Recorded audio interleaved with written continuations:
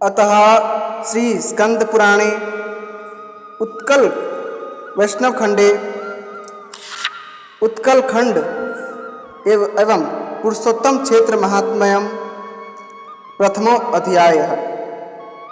भगवान विष्णु का ब्रह्मा जी को पुरुषोत्तम क्षेत्र में जाने का आदेश। आज से हम भगवान श्री जगन्नाथ की कथा का आरंभ करेंगे। जैसा कि आप जानते हैं कि भगवान श्री वेंकटेश्वर की कथा समाप्त हो चुकी है। भगवान वेंकटेश विष्णु की कथा समाप्त होने के बाद अब श्री जगन्नाथ विष्णु की कथा चालू हो रही है। उनके दूसरे स्वरूप परम मंगलमय श्री जगन्नाथ स्वामी की कथा आज से आरंभ हो रही है। और चलिए कथा अब शुरू करते हैं। नारायणं नमस्कृत्य नरं चैव नरोत्तमं देवीं सरस्वतीं व्यासं ततो जयमुदीरयेत। या देवी सरस्वतीं व्यासं ततो जयमुदीरयेत। ततो जयमुदीरयेत। ततो जयमुदीरयेत। ततो जयमुदीरयेत। भगवान नारायण नरश्रेष्ठ नर देवी सरस्वती तथा महर्षि वेद व्यास को नमस्कार करके तत्पश्चात भगवान की विजय कथा से परिपूर्ण इतिहास पुराणादि का कीर्तन करें। मुनि बोले, भगवान आप सब शास्त्रों के तत्वज्ञ तथा सब तीर्थों के महत्व को जानने वाले हैं। भगवान पुरुषोत्तम क्षेत्र परम पावन है, जहाँ भगवान लक्ष्मीपति विष्णु मानव लीला के अनुसार काष्ठ में विग्रह धारण करके विराजमान है, जो दर्शन मात्र से ही सबको मोक्ष देने वाले और सब तीर्थों का फल प्रदान करने वाले हैं। उनकी महिमा का हमसे विस्तार पूर्वक वर्णन कीजिए। जैमिनी जी ने कहा, मुनियों, यह अत्यंत गूढ़ रहस्य है, सुनो। यद्यपि ये भगवान जगन्नाथ सर्वत्र व्यापक और सबको उत्पन्न करने वाले हैं, तथापि यह परम उत्तम पुरुषोत्तम क्षेत्र इन महात्मा जगदीश्वर का साक्षात स्वरूप है। यहाँ वे स्वयं ही शरीर धारण करके निवास करते हैं, इसलिए उस क्षेत्र को भगवान ने अपने नाम से प्रसिद्ध किया। वह क्षेत्र 10 योजन के विस्तार में है।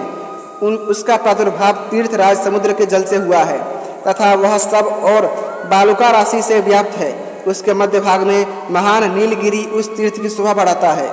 पूर्व काल में वराह रूपधारी भगवान ने इस पृथ्वी को समुद्र के जल से निकालकर जब सब ओर से बराबर करके स्थापित किया और पर्वतों द्वारा सुस्थिर कर दिया, तब ब्रह्मा जी ने पहले की भांति समस्त चराचर जगत की सृष्टि करके तीर्थों, सरिताओं, नदियों और क्षेत्रों को यथास्थान स्थापित किया। तत्पश्चात सृष्टि के भार से पीड़ित होकर वे सोचने लगे, आध्यात्मिक, आधिदैविक और आधि भौतिक इन 3 प्रकार के तापों से पीड़ित होने वाले संसार के जीव इनसे किस प्रकार मुक्त होंगे। इस प्रकार विचार करते हुए ब्रह्मा जी के मन में यह भाव आया कि मैं मुक्ति के एकमात्र कारण परमेश्वर श्री विष्णु का स्तवन करूं।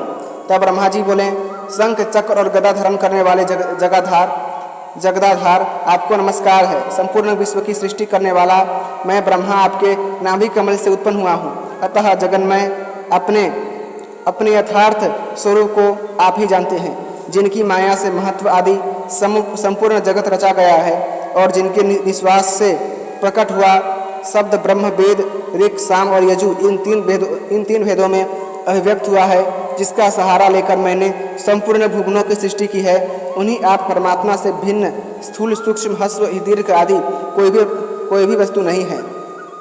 भगवान तीनों गुणों के विभाग पूर्वक भिन्न भिन्न कार्यों के रूप में आप ही यह चराचर जगत हैं। ठीक उसी तरह जैसे सुवर्ण ही कंकण, कुंडल आदि के रूप में विभाषित होता है। प्रभो, आप ही सृष्टिकर्ता और सृज्य पदार्थ हैं तथा आप ही पोषक और पोष्य जगत हैं। हे परमेश्वर, आप ही आधार, आधेय और उन दोनों को धारण करने वाले हैं। मनुष्य आपकी ही प्रेरणा से कर्म करता है और आप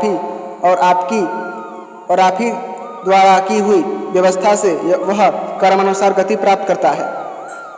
हे परमेश्वर, आप ही इस जगत की गति भरता और साक्षी हैं। चराचर गुरु, आप अखिल जीव स्वरूप हैं। दयामय जगन्नाथ, मैं सदा आपकी शरण में आया हूँ। आप मुझ पर प्रसन्न होइए, आप मुझ पर प्रसन्न होइए। ब्रह्मा जी के इस प्रकार स्तुति करने पर मेघ के समान श्याम शंख चक्र गदा शंख चक्र आदि चिन्हों से उपलक्षित भगवान विष्णु गरुड़ पर आरूढ़ हो वहाँ प्रकट हुए।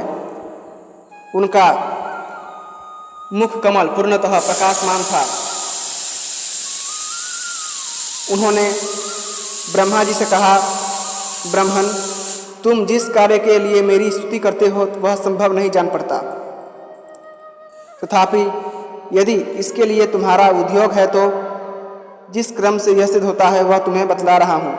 ब्रह्मन, मैं तुम हो और तुम मैं हूँ। संपूर्ण जगत मुझसे व्याप्त विष्णुमय है। जहाँ तुम्हारी रुचि है वहाँ मेरी है। अतः तुम्हारी मनोवांछा की सिद्धि का उपाय बतलाता हूँ। समुद्र के उत्तर तट पर महानदी के दक्षिण भाग में जो प्रदेश है वह इस भूतल पर सब तीर्थों का फल देने वाला है। वहाँ जो उत्तम बुद्धि वाले मनुष्य निवास करते हैं वे अन्य जन्मों में किए हुए पुण्य का फल भोगते हैं।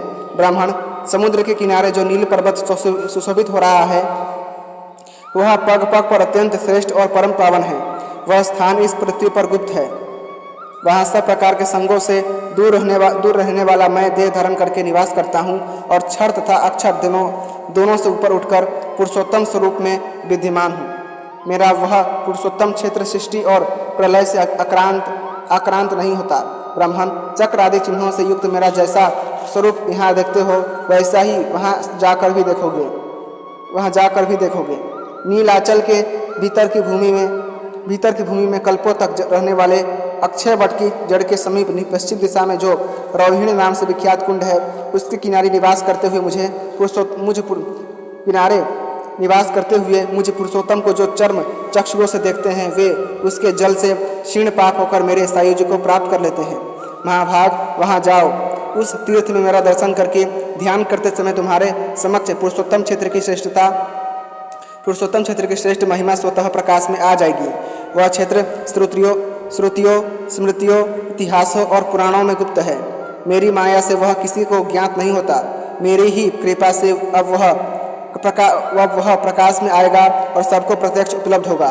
व्रत, तीर्थ, यज्ञ और दान का जो पुण्य बताया गया है वह सब यहाँ एक दिन के निवास से ही प्राप्त हो जाता है और एक निश्वास भर निवास करने से अश्वमेध यज्ञ का फल मिलता है। ब्राह्मणों, इस प्रकार ब्रह्मा जी को आदेश देकर भगवान पुरुषोत्तम सबके देखते देखते वहीं अंतर्ध्यान हो गए।